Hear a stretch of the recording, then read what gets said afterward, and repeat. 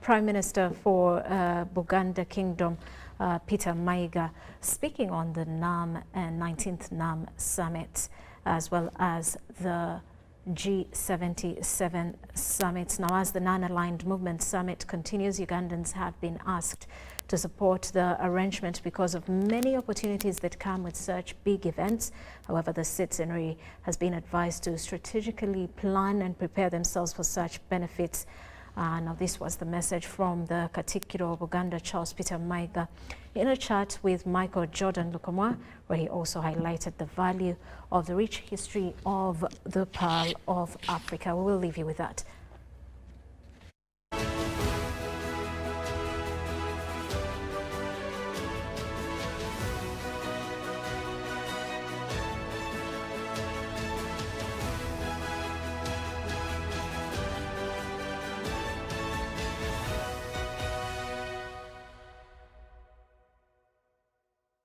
We have the opportunity to talk to Wekitiibwa Katikkiro wa Buganda, Charles Peter Mayiga, and we're going to look at the role of cultural institutions or kingdoms in a country like ours that is lucky to have kingdoms, I'll put it that way. So what are the role of these kingdoms in marketing the country and contribution towards such things at a time like now when we have the international community all looking at Uganda with the Non-Aligned Movement Summit that we are hosting? Wekitiibwa, we are so privileged to talk to you. Thank you. Thank you for having me. TV. This is not the first time we are having you on our screens, but this opportunity to have an engagement with you is a golden one. What is your view about the non-aligned movement? The non-aligned movement started years back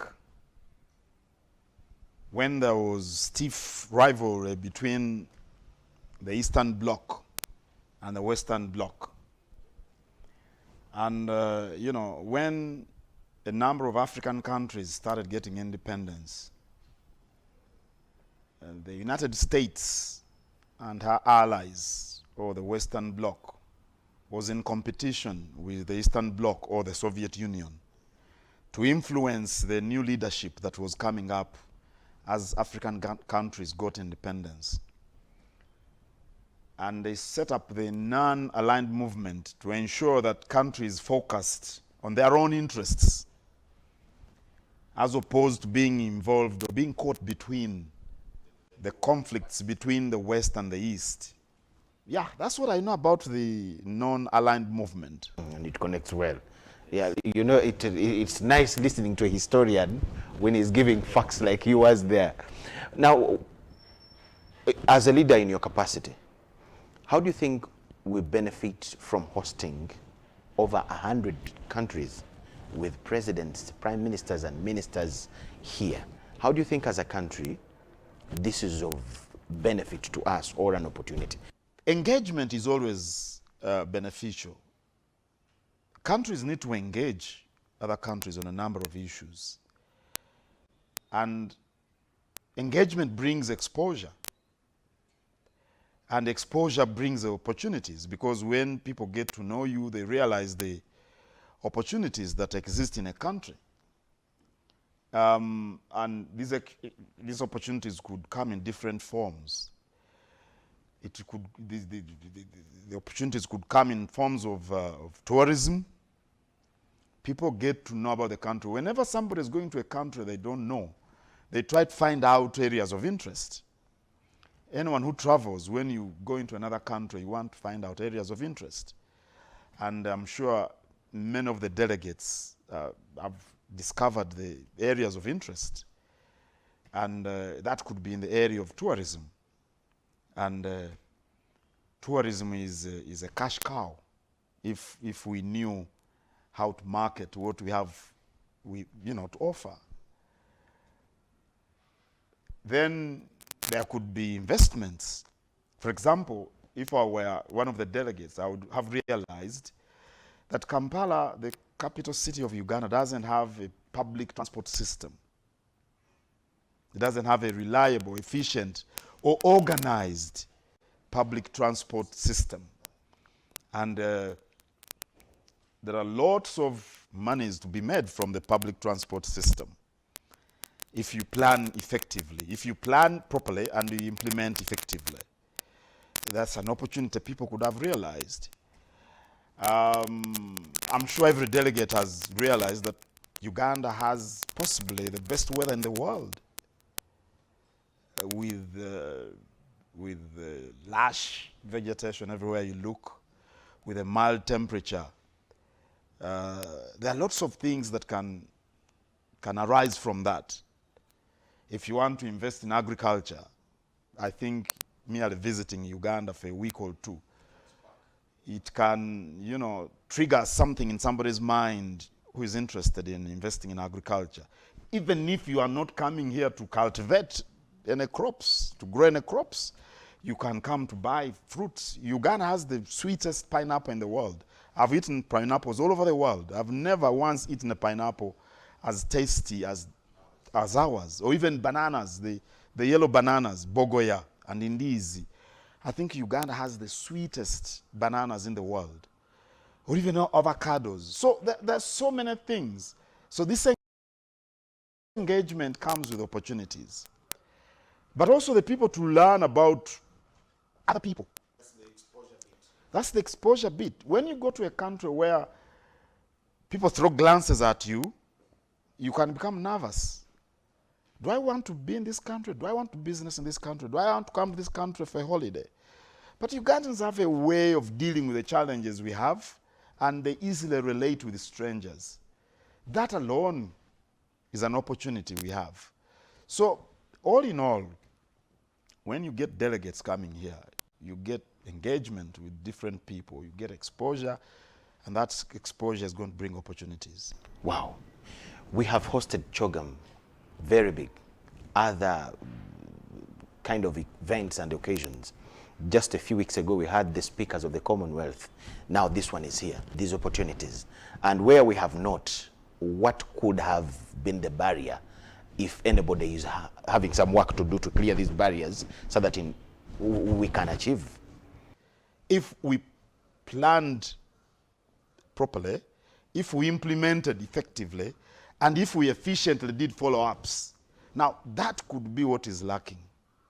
And that's what needs to be addressed. Effective planning. You must plan properly, you must implement effectively, and you must, you know, follow up efficiently. By the way, this has very little to do with visitors. This is the way you handle matters of administration. Anything you do, normally and continuously. Yeah, you must have a plan, you must have methods of implementing the plan, and you must evaluate the implementation of the plan. Those are the follow-ups. But, you know, opportunities don't land like the rain. You create circumstances which enable opportunities to come your way. If we want to get benefits from the conferences we are hosting, then we must prepare ourselves. It won't just come as rain. As cultural institutions, do you think you have a role when it comes to marketing Uganda? And how can you play this role? First of all, I would like to correct you. We are not a cultural institution. We are a kingdom.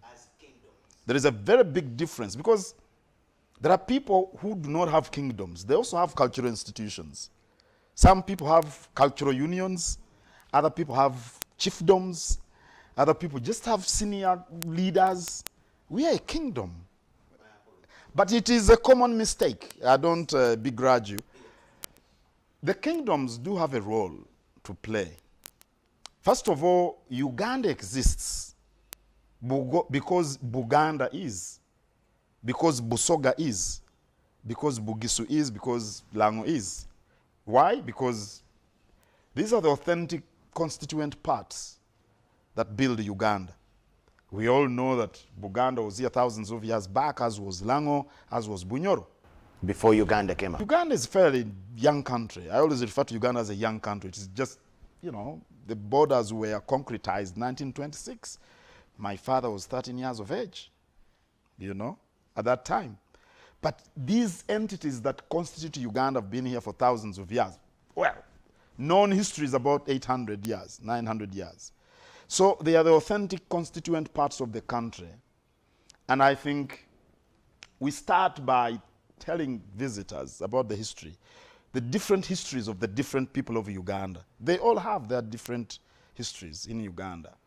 And you want to interest them to know how, for example, we in Buganda talk about the dynasty of Chintu, which has had 36 kings and broken chain of leadership, spanning a period of about 900, almost 1,000 years. I think when you talk in that manner, you interest a visitor. Because what the delegates know about Uganda, I think, starts 1962, largely. But Uganda didn't start in 1962. Because Uganda are the people.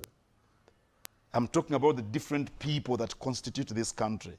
The people in Bunyoro were there, hundreds of years before 1962. So were the people of Buganda and Bugisu and everyone else. So you start by interesting the visitors in your history. I think that brings out the authenticity of who we are. Of who we are. I usually say that Uganda is like a peacock bird. Why? Because we are different, but when we bring the colors together, we get a beautiful bird called the peacock. The feathers have got different colors, but they all belong to one bird. So when you talk about the history of the Luos, when you talk about the history of the Baganda, when you talk about the history of Bunyoro Kitara Kingdom, for example, you're talking about the different colors, the different feathers of one bird. Of one bird. Uganda. Now the bird is Uganda. So Uganda is like the peacock bird. And if you want to interest a visitor into the country, I think you've got to talk about the heritages, the histories of the different people. And that's what brings us to us in Buganda as a kingdom. You tell the people about the kingdom of Buganda, which is, I think, the cornerstone upon which Uganda was built. People may want to know why there is a kingdom of Buganda and then you have the Republic of Uganda. The similarity in name, how does that come about? So all that history, I think, makes interesting conversation if I was holding such conversation with visitors. And that's our role, to show that the heritages of the different people of Uganda are what are the elements upon which the country Uganda was built. Have you played this role? Have you been given an opportunity to play this role? Well, there was a time when the Commonwealth parliamentarians held a conference in Uganda. Yes. We were involved. They wrote to us, Parliament wrote to us. That was the 10th Parliament. I think it was the 10th Parliament. I think it was Miss Kadaga who was the Speaker of Parliament. And they wrote to us, and they came here, the delegates came here, big event we organized for them, and we engaged them about all these issues. This time nobody has told us about anything. I read it in the papers. I read in the New Vision about the kingdoms. I read about it in the New Vision newspaper. But nobody has contacted us in that regard so that we participate. They're watching this program. So the message is sent. Do these events, or do they have the capacity to trickle down to the problems of the common man? If we are hosting Chogam, Nam, in a few years we shall have AFCON in Uganda. Can we translate the opportunities of having them from a large scale? We have interviewed ministers and ambassadors where everybody's talking about tourism, hotels, what? I'm talking about a local Sebbira Katumba in Chiboga, Dan Lugemwa down in Masindi. Can we translate the opportunities that come with NAM to that ordinary Ugandan? How? It's possible. It all depends on how you plan. Okay. It goes back to planning. It goes back to planning. You must, first of all, identify the reasons you want this conference to address, and you must, draw a roadmap. Because I'll give you an example. If I was in the planning committee, I would ensure that the delegates are taken to a typical village in the country. Drive them deep in the village, some village, show them how Ugandans live. You tell them these people grow coffee. You show them how coffee is grown. Basically, in Uganda, we've got smallholders, 1 acre, 2 acres, 3 acres. Everything is organic because very few people use artificial fertilizers, even with coffee, you know? So this is the kind of coffee that the consumer in Europe is interested in. No artificial fertilizers, very few pesticides used. It is organic, it's good for the body.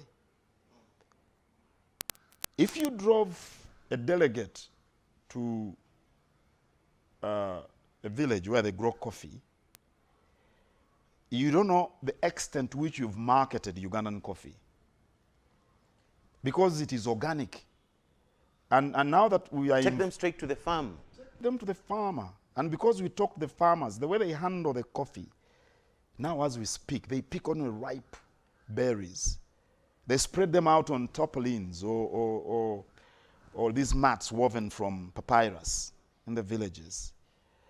They take care of the coffee because they know when you handle post-harvest properly, you get more money. And a delegate observes all these things. Ugandan coffee is likely to be on the market. It's going to be on high demand when they go back to their countries.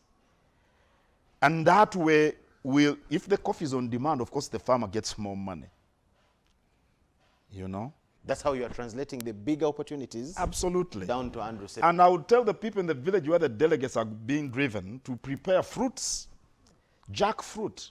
I've eaten jackfruit in other countries, in Thailand and everywhere. No jackfruit compares to the Ugandan jackfruit. You tell them to prepare fruits to sell to these delegates, for example. Ochiba, there's a time I was interviewing when Uganda had an issue with Rwanda. So I interviewed an ambassador and I asked a question. Then somebody asked me, is it the journalist in you that has asked or the Ugandan in you? Now, in testing pineapple, and the Ugandan is the best. Jackfruit now, is it the tourist in you that tested or the Ugandan in you that tested these fruits and still the Ugandan? I'm a patriot. I love this country. But I don't merely love it because I'm a Ugandan, but because I know that because of the soils that God endowed us with, our products, the crops, tend to be better than most crops in the world. For example, Ugandan bananas are the best in the world. Not only the sweet bananas, but even matoke and the others. It's a fact. I think it depends on the kind of soils we have. So when I drive the delegates into a village, I tell them, prepare mats. Sell them mats. They'll be interested in buying the mats. And expensive. Expensively. They sell them different things. The gourds, which we use for mwengebigere, you know, and all or window for water. Prepare them. They'll buy them. You'll make yourself some money. Keep them as souvenirs. They'll keep them as souvenirs. So that's what I think I would do.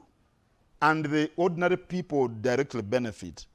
There is a direct benefit, like from selling maybe the crops, the fruits. I don't know. They may not because they're perishable, but they could buy them and take them to the hotels or whatever it is. But also, who knows what can arise from that? Who knows?